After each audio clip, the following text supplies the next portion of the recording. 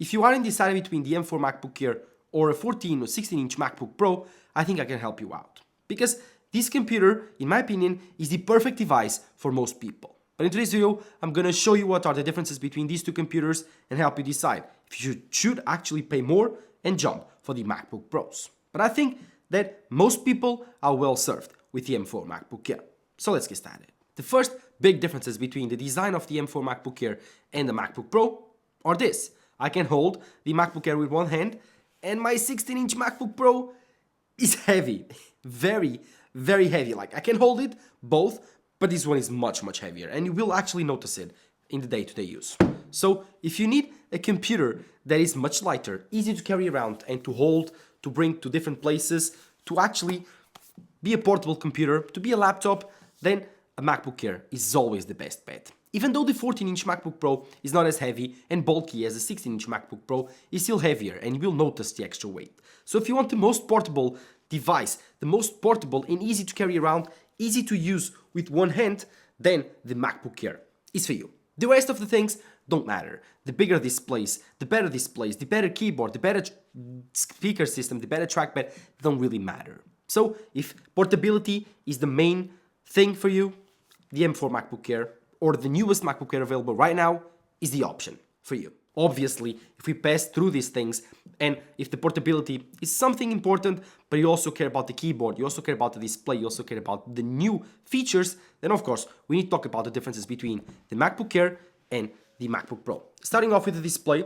the M4 MacBook Air and the MacBook Pros, currently in 2025, they differ in one thing. The MacBook Pros have a mini LED display, while the MacBook Air has an LCD display. And you will notice the difference. This is a 13-inch LCD display, P3 color gamut. This is my 16-inch MacBook Pro that has a mini LED display. You can also get this same computer exactly with a 14-inch display.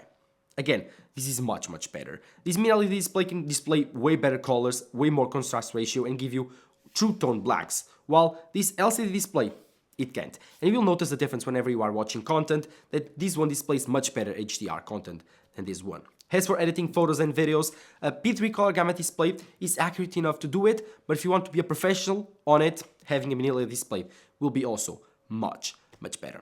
I must say that this display is much, much better in almost every scenario. It also has thinner bezels than the M4 MacBook Pro's display and a thinner notch. So if you really love the MacBook Pro's display, I know it will be very tough to go for the M4 MacBook Air. And another thing that compounds on it is the fact that this one has 120 Hz. So if you notice 120 Hz, if you love OLED, it will be very tough not to choose a 14-inch MacBook Pro.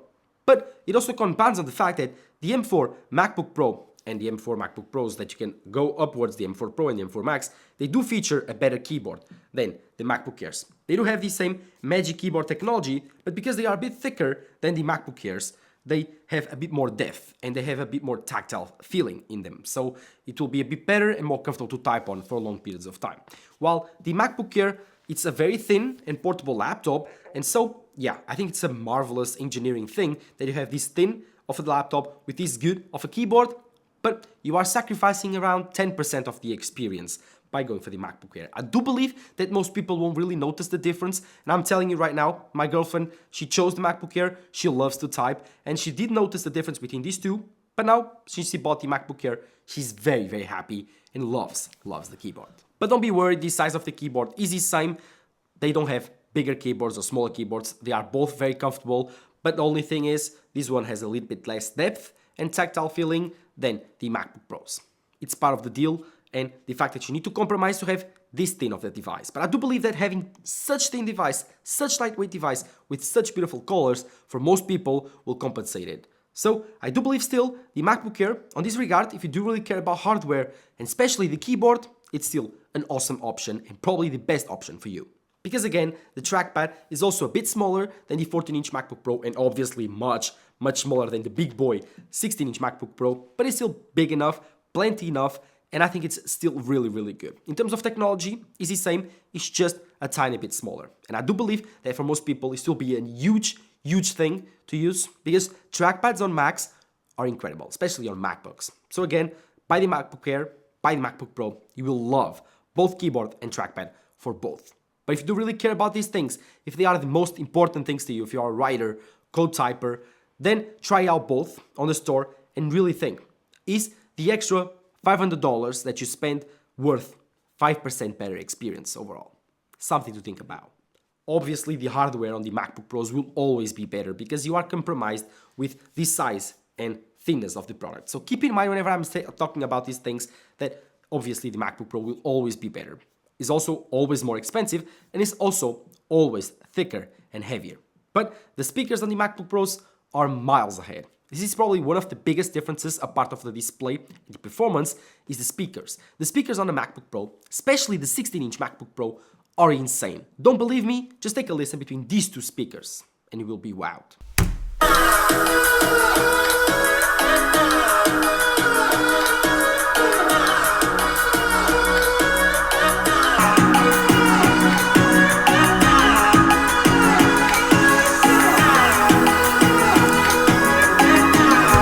The MacBook Air has incredible speakers for a laptop, and if you compare it to Windows computers, you will fall in love.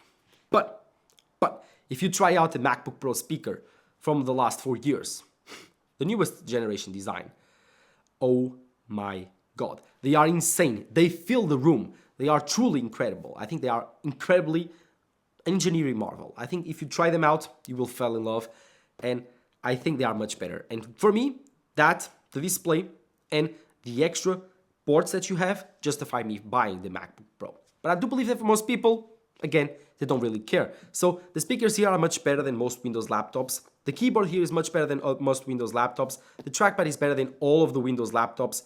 And this is still, again, keep in mind, a very thin and portable design. Like, how thin? This thin. Like, this thin. And again, reminded again, this thick, the MacBook Pro. So it's a big difference, especially on weight. So even though you have all of these advantages, keep it in mind and put it on the scale. Weight and size and all of these features. And at the end of the day, it will be easy to actually decide between these two computers. As for performance, the MacBook Pros completely beat out the MacBook Air.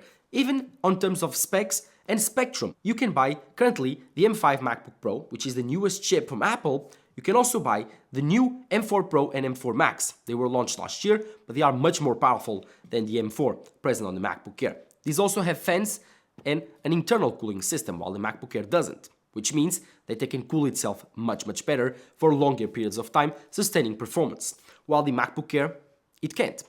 But here's the thing, it also means that the MacBook Air does not make any noise, completely silent. And again, couple that with portability, easy of use, and lightweight, this means that this is the perfect laptop. Word, laptop, not computer.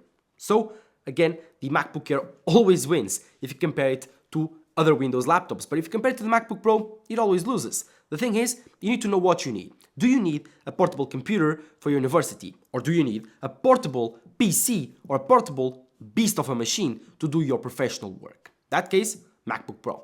If the other case is, I just need a portable computer, almost like an iPad, but with a keyboard and mouse, the MacBook Air is the computer for you. So, very tough right now, because you can choose the most powerful chips here that will go up to $5,000–6,000, while the MacBook Air starts at $999. That perfect price tag.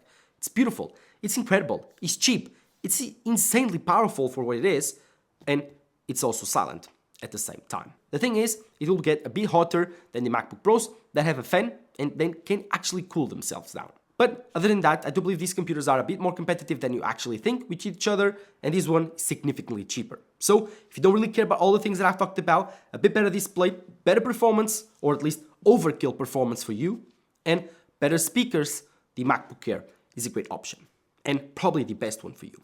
The thing is, you probably have a deal breaker on it, which is the amount of ports that you have. The MacBook Air only has 2 USB-C ports and an headphone jack, and the MagSafe charger, which means you have a charging cable and 2 extra USB-C ports.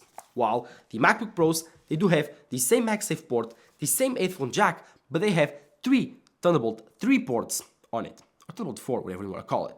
So they have more I/O and better options. On top of that, they also have the HD card slot and the HDMI port. This means you have so much more expansion. You can use projectors, you can connect any type of TVs with the HDMI cable, and you can also transfer footage from your camera or from any type of device that uses the SSD card slot directly to your computer, no adapter needed. So if you're a professional again, the MacBook Pro is definitely a much better option. But again, this is not objectively, because again, this might be the best computer on paper, but the MacBook Air could be the best computer for you because it's simply lighter, cheaper, and has enough performance that fills your needs. In that case, why would you buy so much extra bulk? Why would you buy a pickup truck whenever you just need a sedan? Why have the extra weight? Why pay for the extra fuel? You don't need it. You need to bring around this huge monster with you whenever you don't need it. And maybe, just maybe, a smaller computer might actually even better for your work than you actually think. If you are seated on a couch for long periods of time or without a table while using your computer, this is the best option. Does not get hot on your lap, does not make noise, it's much lighter, and it won't make you actually tired of having it on your lap.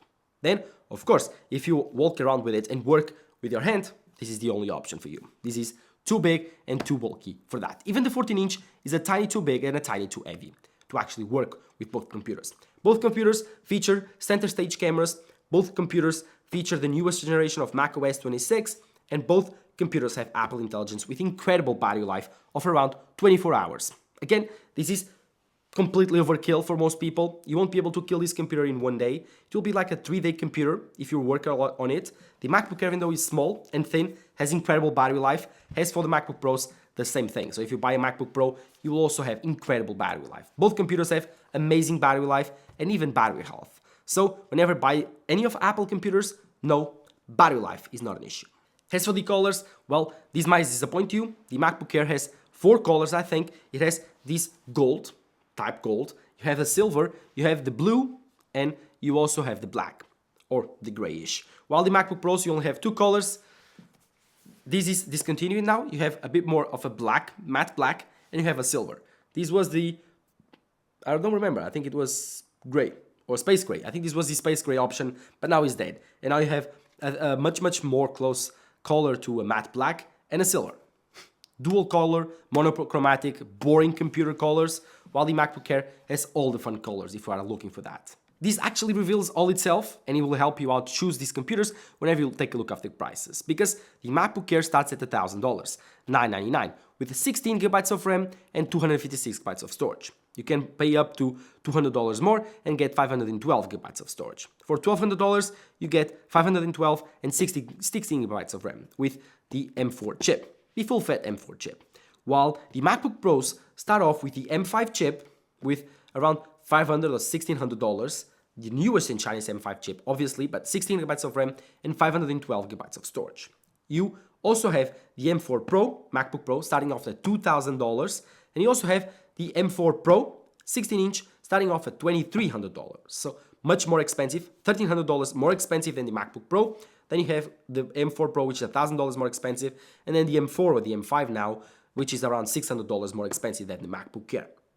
So you will see that it's way more expensive to buy the MacBook Pros. So actually justify the extra weight, justify the extra thickness, and justify all of this money for the features that you probably won't use. So at the end of the day, I think if you are watching this video, the probabilities that you need a MacBook Pro are way less than the needs that you actually need the MacBook Air. So I do believe that for most people watching this video, the MacBook Air is the best option. But let me know in the comments below what you think. While you're there, drop a like down below, subscribe to the channel. Bye-bye.